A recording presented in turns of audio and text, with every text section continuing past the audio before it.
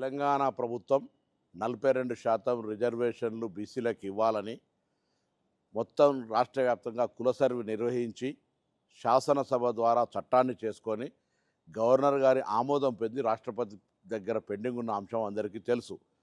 ఈ సందర్భంలో మార్చి 30 నాడు పోయిన బిల్లులు ఇప్పటికీ ఆమోదింపబడకపోవడంతో రాష్ట్ర ప్రభుత్వం ఒకవైపు 2 సంవత్సరాల నుంచి గ్రామ పంచాయతీ స్థానిక సంస్థల ఎన్నికలు లేక కేంద్రం నుంచి నిధులు రాకపోయినప్పటికీ 42% తోటే రిజర్వేషన్లు సాధించాలి అనే ఆలోచనతో రాష్ట్ర ప్రభుత్వం అన్ని రకాల చర్యలు తీసుకుంటుంది.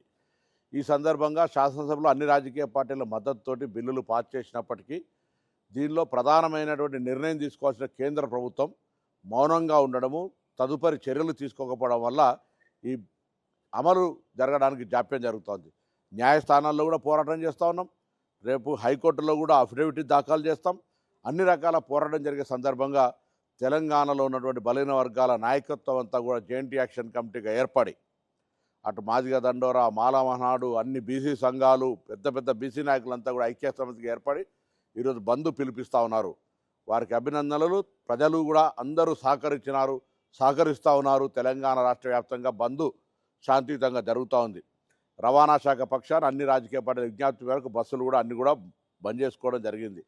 ప్రజలకు కొద్ది అసౌకర్యమైనప్పటికీ కూడా బంద్ ప్రభుత్వాలపై ప్రభావం పడడానికి, ముఖ్యంగా ఎక్కడైతే కేంద్రంలో పెండింగులు ఉందో ఈ రాష్ట్రం నుంచి ప్రాతినిధ్యం వహిస్తున్న కిషన్ రెడ్డి గారు కానీ, బండి సంజయ్ గారు కానీ, భారతీయ జనతా పార్టీ ఎంపీలంతా తెలంగాణ బలహీన వర్గాల, తెలంగాణ ప్రజల ఆకాంక్షను కేంద్రానికి చెప్పే ప్రయత్నం చేయండి.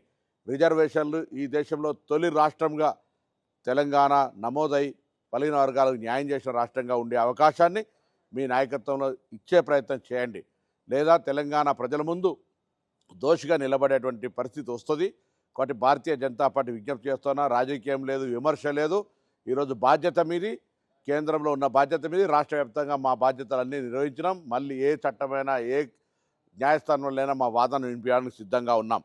కానీ నిర్ణయం తీసుకోవాల్సినటువంటి కేంద్రం భారతీయ జనతా పార్టీ చేతిలో ఉంది. కాబట్టి వెంటనే ఎటువంటి జాప్యం లేకుండా 42% అమలయ్యే విధంగా చొరవ చూపెట్టాలని తెలంగాణ రాష్ట్ర బీజేపీ నాయకత్వాన్ని, కేంద్ర బీజేపీని సందర్భంగా కోరుతూ బంద్లో పాల్గొంటున్న ప్రతి ఒక్కరికి అభినందనలు.